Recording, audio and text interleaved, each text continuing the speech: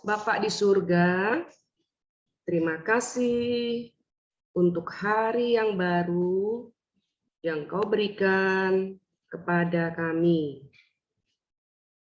Sebentar lagi kami akan merenungkan firman Tuhan.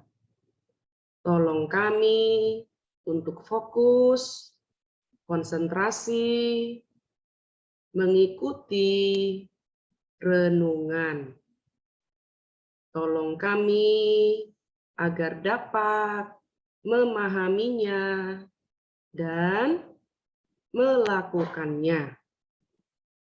Berkatilah firman Tuhan yang akan kami renungkan.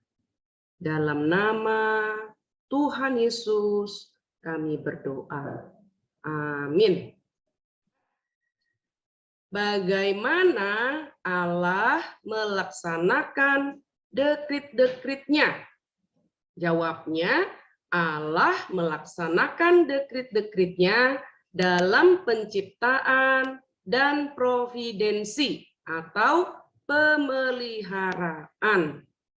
Nah, anak-anak, Allah Tritunggal yang mencipta adalah Allah yang hidup, yang sejati, dan Allah Tritunggal juga Allah yang memelihara seluruh ciptaannya.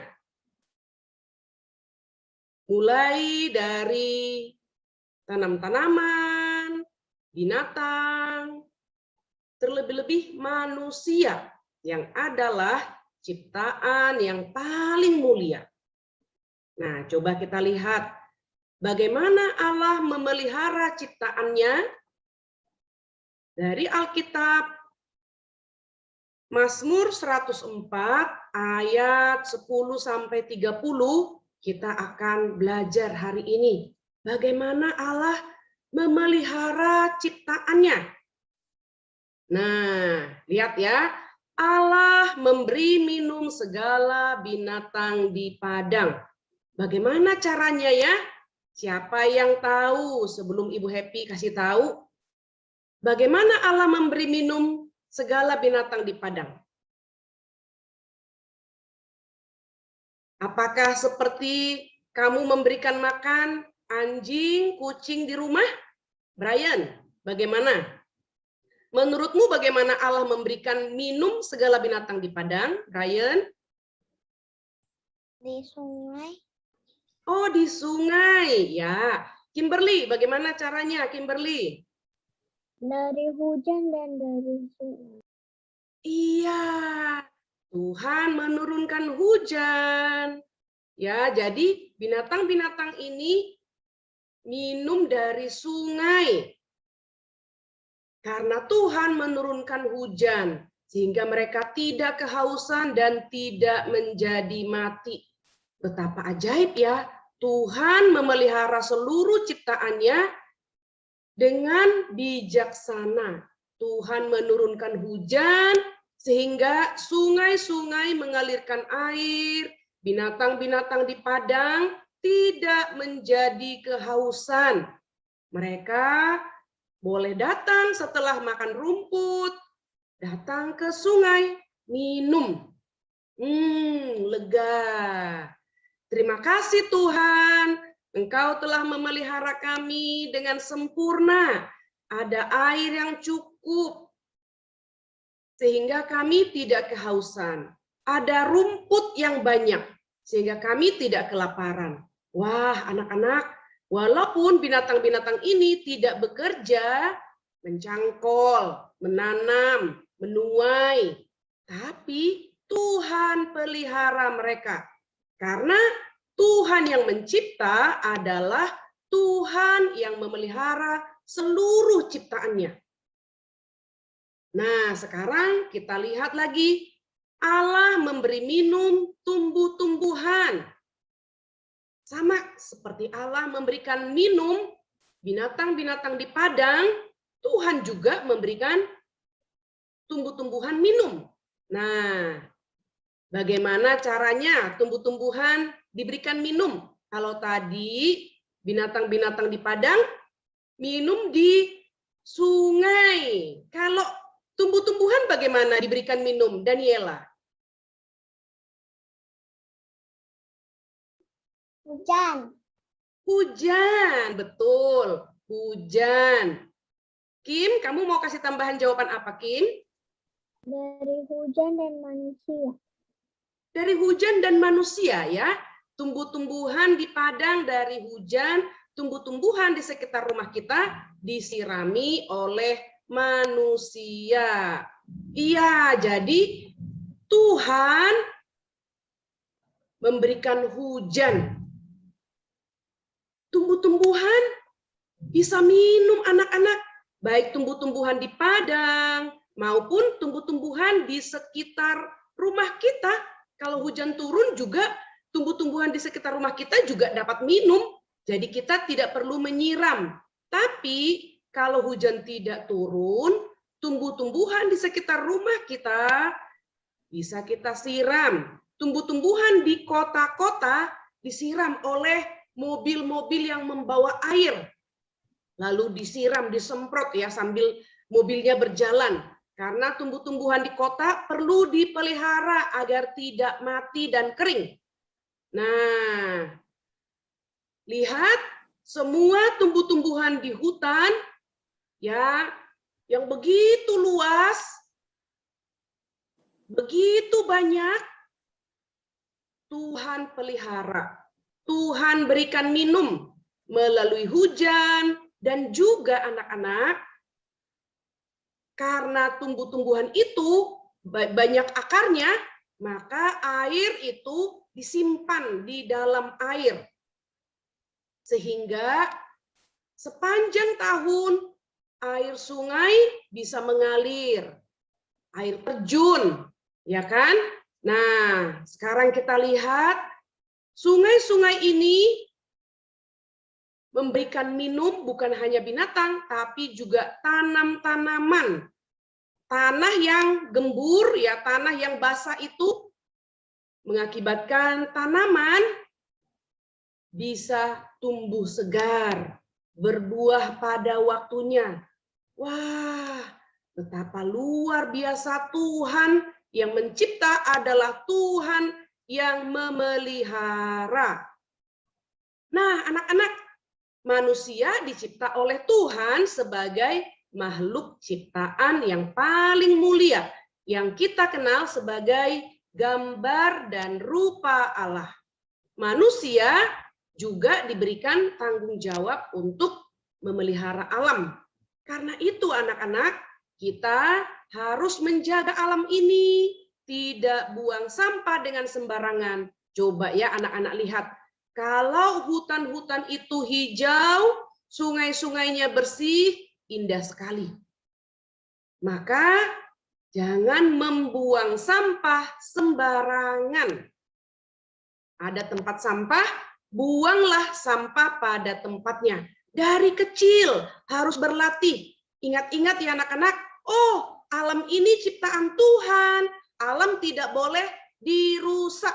Alam harus dijaga, alam harus dirawat demi kemuliaan Tuhan, juga demi kebaikan manusia, kebaikan kita dan juga anak cucu kita.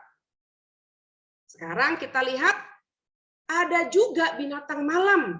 Bagaimana caranya agar binatang malam bisa makan?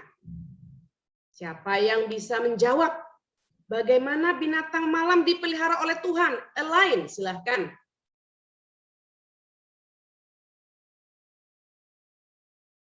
Elaine, bagaimana binatang malam dipelihara oleh Tuhan? Kimberly, bagaimana binatang malam? Hendrawan. Ini Hendrawan anaknya atau papanya nih? Belum ganti nama. Bisa lihat Bisa apa? gelap. Bisa melihat gelap, betul. kemarin juga Ibu Tanti sudah memberitahukan ya, ada binatang-binatang malam yang Tuhan berikan ketajaman matanya.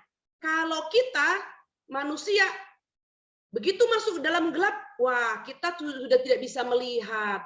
Binatang-binatang tertentu juga, kalau itu binatang siang, pada malam hari dia juga tidak bisa melihat. Lihat ini, binatang malam.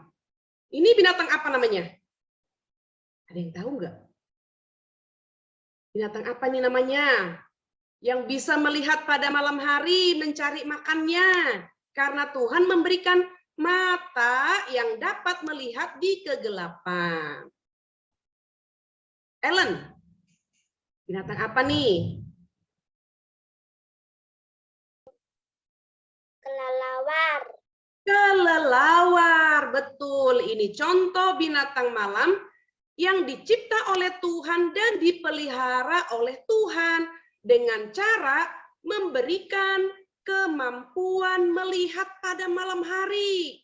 Sehingga ketika kita tidur, binatang-binatang siang tidur, maka binatang malam keluar mencari makan.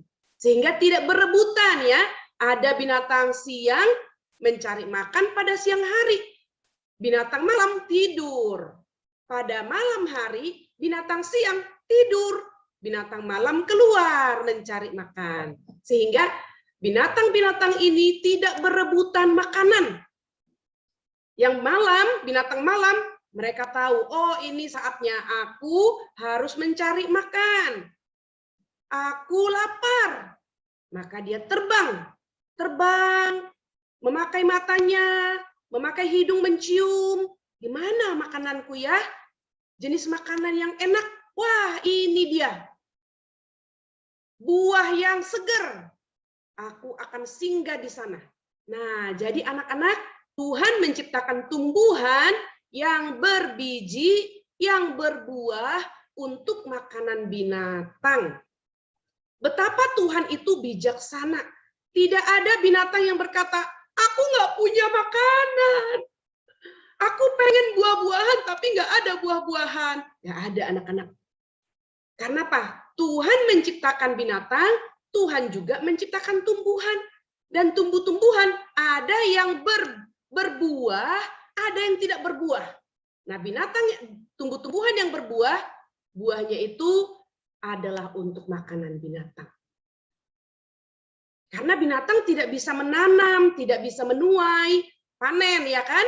Maka Tuhan memeliharanya dengan menciptakan tumbuhan yang berbuah. Maka pohon-pohon itu anak-anak juga harus kita jaga, kita rawat. Kalau ada anak-anak yang suka naik gunung, jangan dicabutin ya tumbuh-tumbuhan, jangan ditebang pohon-pohonnya. Karena apa? Pohon-pohon yang berbuah Tuhan ciptakan agar binatang dapat makan dari buah-buahannya. Nah, anak-anak, kita tahu manusia sudah jatuh ke dalam dosa, maka manusia tidak lagi merawat binatang, merawat tumbuh-tumbuhan ya. Ketika tumbuh-tumbuhan habis, maka binatang-binatang ini menjadi kelaparan. Kalau binatang kelaparan, jadinya bagaimana? Bisa hidup atau pelan-pelan akan mati? Bagaimana kalau binatang lapar? Elaine? Kalau pohon-pohon ditebang manusia, binatangnya cari makan tidak ada, maka binatangnya akan bagaimana, Elaine? Mati. Mati. Mati, betul. Selain mati, kalau pohon-pohon di hutan ditebang, dibakar, selain binatang mati, binatang bagaimana lagi? Kimberly? Tidak mempunyai rumah. Tidak apa? Mempunyai rumah. Tidak mempunyai rumah. Kalau binatang tidak punya rumah, terus dia datang kemana? Dia cari, aku butuh rumah, dia datang kemana?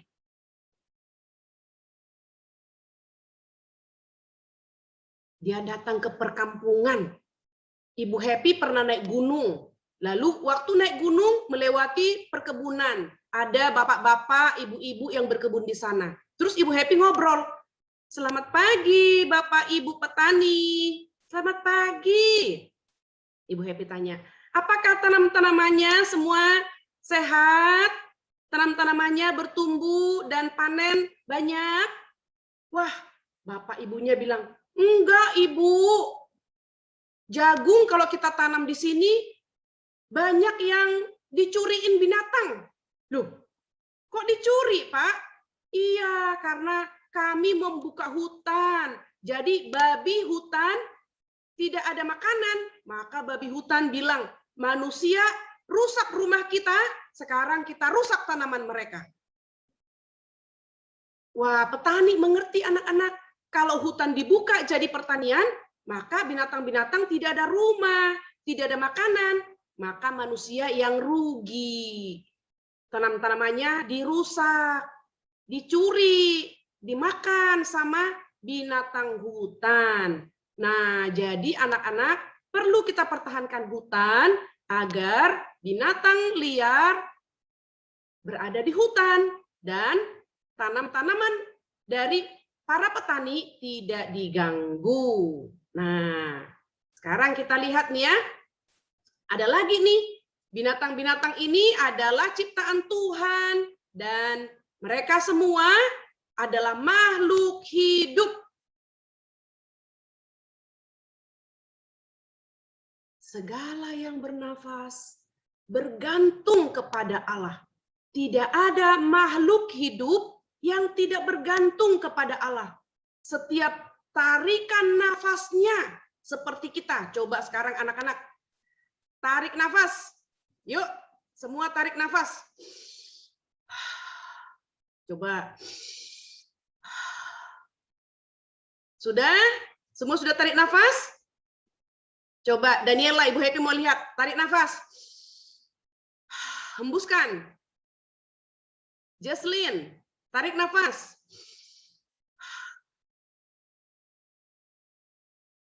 Kita juga makhluk hidup. Setiap tarikan nafas kita bergantung kepada Allah. Sekarang, ada nggak yang tahu ya, walaupun kelas 1, tapi Ibu Happy tidak mau anggap remeh loh anak kelas 1 ya. Anak kelas 1, kalau kita tarik nafas, apa yang kita tarik? Apa yang kita hembuskan? Sama nggak? Udara yang kita hirup sama udara yang kita keluarkan dari hidung atau dari mulut? Ada yang tahu nggak? Apa yang kita hirup? Hah? Ada yang tahu nggak? Pernah membaca buku? Apa yang kita hirup, apa yang kita keluarkan? Udara yang kita hirup, Elaine, coba Elaine. Apa udara yang kita hirup apa? Yang kita hembuskan apa? Elaine? Angin. Angin, iya. Angin. Betul, tapi anak-anak angin itu ya ada angin bersih, ada udara bersih, ada udara kotor, ya kan?